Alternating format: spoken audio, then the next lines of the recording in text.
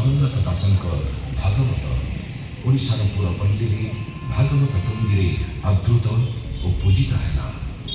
यह सहित ओडिया एक भाषा भाव समस्त को बांधि पारा।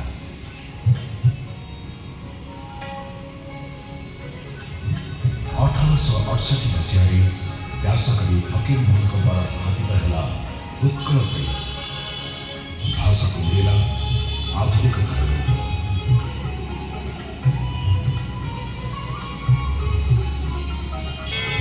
पर्यायक्रमे ओडिया भाषा साहित्य को बुद्धिमंत करती ओडिशा विशिष्ट परपुत्र मधुसूदन दास उद्यम और संघर्ष पर ओडिया भाषा को आधार कर 1936 मसीहा एप्रिल 15 ओडिशा स्वतंत्र भाषा व्यक्तिगत प्रदेश भाव गठित है। ये भाषा ओडिया जाति को बचाइबार प्रयास शेष साकार है। 1956 मसीह प्रणयन हुई ओडिशा सरकारी भाषा आईन समस्त सरकारी राज्य में ओडिया भाषा व्यवहार करने अनुरोध।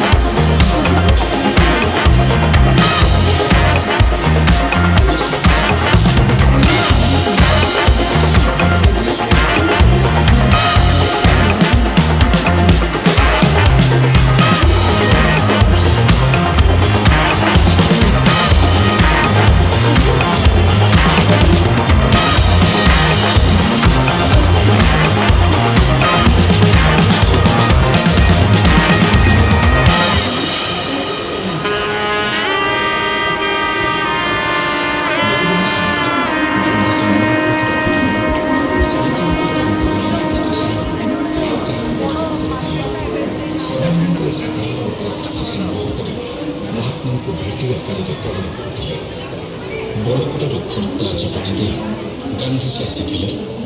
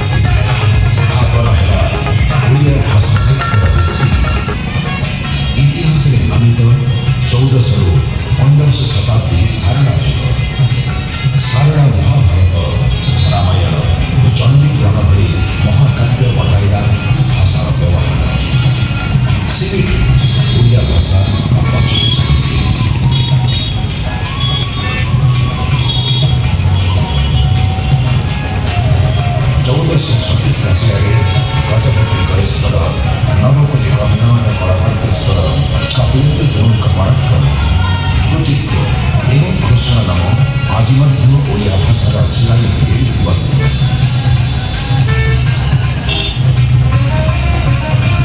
ମଧ୍ୟଯୁଗ ତଥା ପଞ୍ଚଶକ ଯୁଗରେ ଓଡ଼ିଆ ଭାଷା ମର୍ଯ୍ୟାଦାର ଶିଖର ସ୍ପର୍ଶ। ବଳରାମ ଦାସଙ୍କ ଜଗନ୍ନାଥ ରାମାୟଣ ଏବଂ ଜଗନ୍ନାଥ ଦାସଙ୍କ ଭାଗବତ ଓଡ଼ିଶାର ପୁର ପଲ୍ଲୀରେ ଭାଗବତ ଟୁଙ୍ଗିରେ ଆଦୃତ ଓ ପୂଜିତ ହେଲା। ଏହା ସହିତ ଓଡ଼ିଆ ଏକ ଭାଷା ଭାବେ ସମସ୍ତଙ୍କୁ ବାନ୍ଧି ପାରିଲା।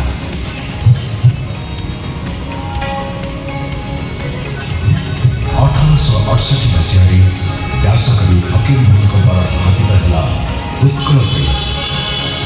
ଭାଷାକୁ ମିଳିଲା ଆଧୁନିକତାର ରୂପ।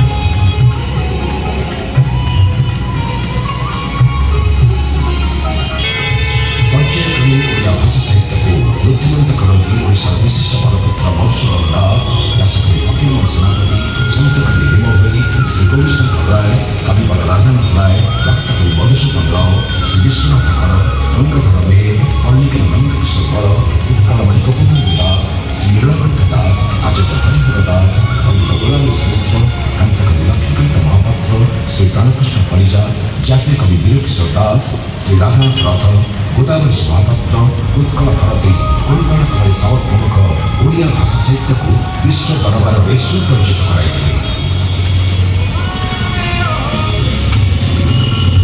1902ରୁ ଆରମ୍ଭ କରି ପ୍ରାୟ 34 ବର୍ଷର ନିରବଚ୍ଛିନ୍ନ ଉଦ୍ୟମ ଓ ସଂଘର୍ଷ ପରେ ଓଡ଼ିଆ ଭାଷାକୁ ଆଧାର କରି 1936 ମସିହା ଏପ୍ରିଲ 15ରେ ଓଡ଼ିଶା ସ୍ୱତନ୍ତ୍ର ଭାଷା ଭିତ୍ତିକ ପ୍ରଦେଶ ଭାବେ ଗଠିତ ହେଲା।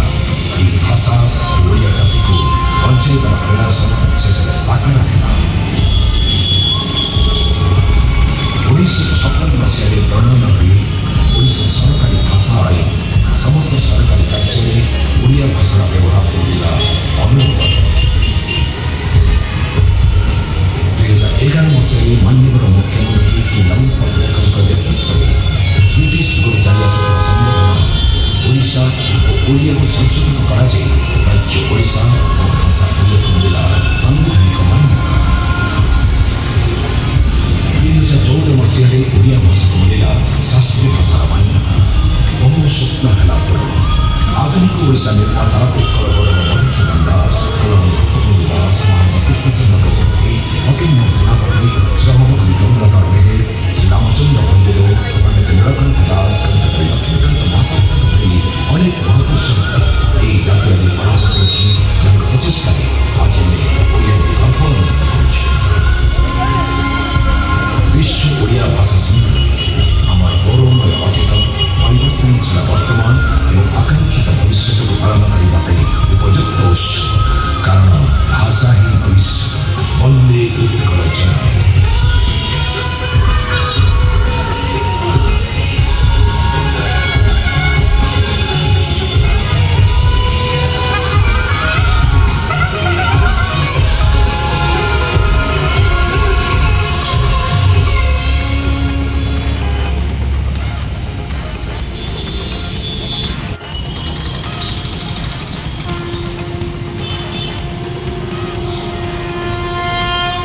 वर्षान् भारतः श्रेष्ठो देशानाम् उत्कलः स्मृतः।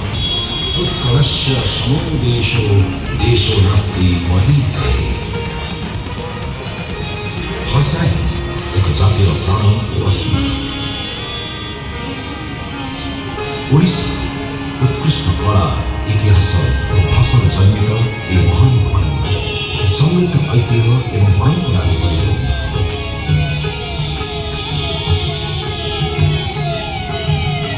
आधुनिक भारतर प्रथम भाषा भित्तिक राज्य भावे ओडिशा निजर एक स्वतंत्र परिचय सृष्टि करिछि। भारतर 6टी शास्त्रीय भाषा मध्य ओडिया अन्यतम। माननीय मुख्यमंत्री वरिष्ठ नेतृत्व आज आम भाषा मान्यता गौरवान्वित। यह 4.5 कोटी ओडिया परिचय। प्राय 2500 वर्षर पुराणा यह भाषा यार प्रमाण मिले ख्रीष्टपूर्व 3य शताब्दीर चौबड़ और गौड़ीर शिलालिपि श्री जगन्नाथ मंदिर जय विजय शिलालेख। ଓଡ଼ିଆ ଭାଷାର ନିରନ୍ତର ସାଂସ୍କୃତିକ ଯାତ୍ରା କେତେବେଳେ ମୁକ୍ତ ତ କେତେବେଳେ ପ୍ରସ୍ଫୁଟିତ। ଓଡ଼ିଆ ଭାଷାରେ ଅନେକ ପ୍ରାଚୀନ ବେଦ, ସାହିତ୍ୟ, କାବ୍ୟ ଆଦି ବହୁ ପୁରାତନ ଯୁଗରୁ ଲିପିବଦ୍ଧ। ତାଳପତ୍ରରେ ଲେଖୁ ଲେଖୁ ଓଡ଼ିଆ ଅକ୍ଷରକୁ ମିଳେ ବକ୍ରାକାର, ଯାହା ରୂପ ନିଏ କଳିଙ୍ଗ ଲିପି। ଇଣ୍ଡୋ ଆର୍ଯ୍ୟନ୍ ପରିବାରର ସର୍ବପୁରାତନ ଭାଷା ଓଡ଼ିଆ। ଉର୍ଦ୍ଦୁର ମାଗଧୀ ଲିପିରୁ ଏହାର ଉତ୍ପତ୍ତି। ଅନେକ ଭାଷା ଦ୍ୱାରା ପ୍ରଭାବିତ, ଶାଣିତ ଓ ରୁଦ୍ଧିମନ୍ତ ଏହି ଭାଷା। ସାଧାରଣତଃ ଓଡ଼ିଆ ଭାଷା ଓ ସାହିତ୍ୟର ଇତିହାସକୁ ତିନି ଭାଗରେ ବିଚାରକୁ ନିଆଯାଏ: ପୁରାତନ ଯୁଗ, ମଧ୍ୟଯୁଗ ଏବଂ ଆଧୁନିକ ଯୁଗ। ଯେଉଁ ସମୟରେ ବେଙ୍ଗଲୀ ଭାଷାର ପ୍ରଭାବରେ ଓଡ଼ିଆ ହରାଇ ସାରିଥିଲା ଏହାର ସ୍ୱତନ୍ତ୍ରତା, ଠିକ୍ ସେହି ସମୟରେ ଓଡ଼ିଆ ଭାଷାର ମଙ୍ଗ କରନ୍ତି ଶୂଦ୍ରମଣି ସାରଳା ଦାସ। ସ୍ଥାପନ ହେଲା ଓଡ଼ିଆ ଭାଷା ସାହିତ୍ୟର ଭିତ୍ତିଭୂମି। ଇତିହାସରେ ନାମିତ 1400ରୁ 1500 ଶତାବ୍ଦୀ ସାରଳା ଯୁଗ। ସାରଳା ମହାଭାରତ, ରାମାୟଣ ଓ ଚଣ୍ଡୀ ପୁରାଣ ଭଳି ମହାକାବ୍ୟ ବଢ଼ାଇଲା ଭାଷାର ବ୍ୟବହାର। ସେବେଠୁ ଓଡ଼ିଆ ଭାଷା ପଛକୁ ଚାହିଁଥିଲେ।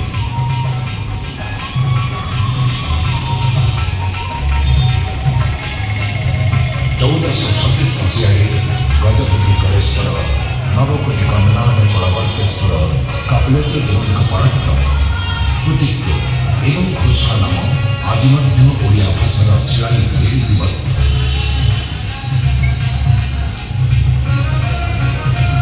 ମଧ୍ୟଯୁଗ ତଥା ପଞ୍ଚଶଖ ଯୁଗରେ ଓଡ଼ିଆ ଭାଷା ମର୍ଯ୍ୟାଦାର ଶିଖର ସ୍ପର୍ଶ। ବଳରାମ ଦାସଙ୍କ ଜଗନ୍ନାଥ ରାମାୟଣ ଏବଂ ଜଗନ୍ନାଥ ଦାସଙ୍କ ଭାଗବତ ଓଡ଼ିଶାର ପୁରପଲ୍ଲୀରେ ଭାଗବତ ଟୁଙ୍ଗିରେ ଆଦୃତ ଓ ପୂଜିତ ହେଲା।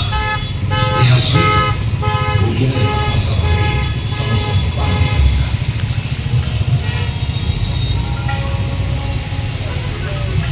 1868 ମସିହାରେ ବ୍ୟାସକବି ଫକୀରମୋହନଙ୍କ ଦ୍ୱାରା ସ୍ଥାପିତ ହେଲା ଉତ୍କଳ ପ୍ରେସ୍। ଭାଷାକୁ ମିଳିଲା ଆଧୁନିକତାର ରୂପ।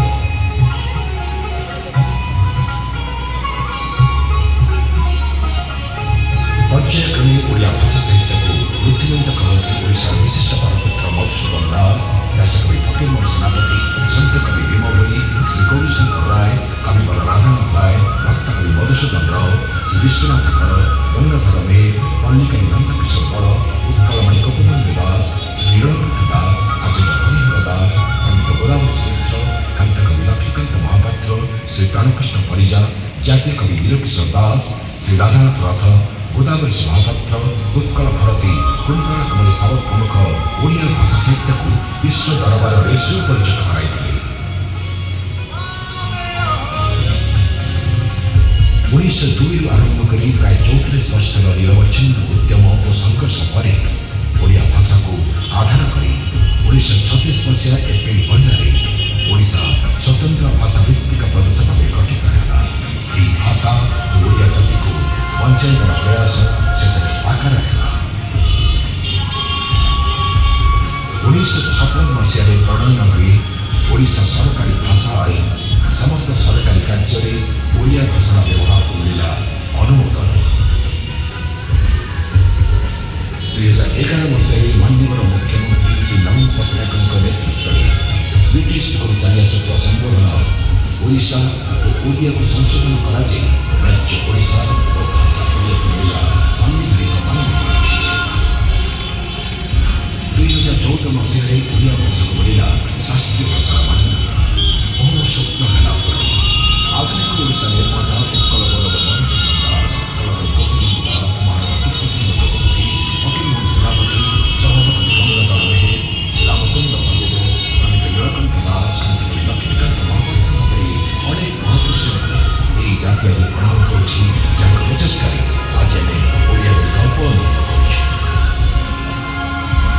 ବିଶ୍ୱ ଓଡ଼ିଆ ଭାଷା ସମ୍ମିଳନୀ ଆମର ଗୌରବମୟ ଅତୀତ ପରିବର୍ତ୍ତନଶୀଳ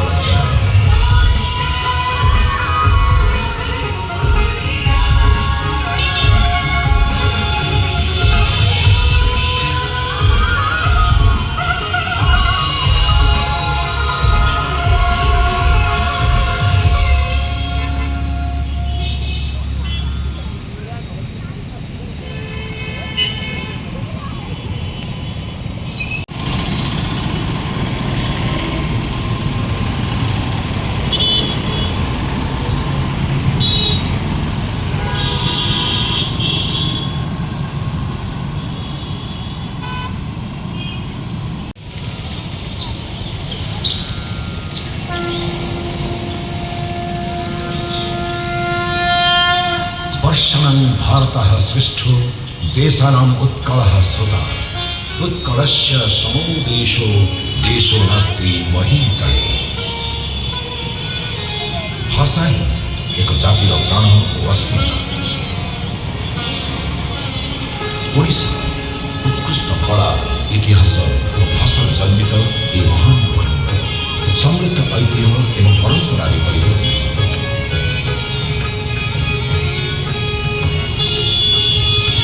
आधुनिक भारतर प्रथम भाषा भित्तिक राज्य भाव ओडिशा निजर एक स्वतंत्र परिचय सृष्टि करिछि। भारतर 6टी शास्त्रीय भाषा मध्य ओडिया अन्यतम। माननीय मुख्यमंत्री बलिष्ठ नेतृत्व में आज आम भाषा मान्यता गौरवान्वित। यह 4.5 कोटी ओडिया परिचय। प्राय 2500 वर्षर पुराणा यह भाषा यार प्रमाण मिले ख्रीष्टपूर्व 3य शताब्दीर जौगड़ और धौलीर शिलालेख श्री जगन्नाथ मंदिर जय विजय शिलालेख। ओडिया भाषार निरंतर सांस्कृतिक यात्रा केतबेले उद्यत हुए केतबेले प्रस्फुटित।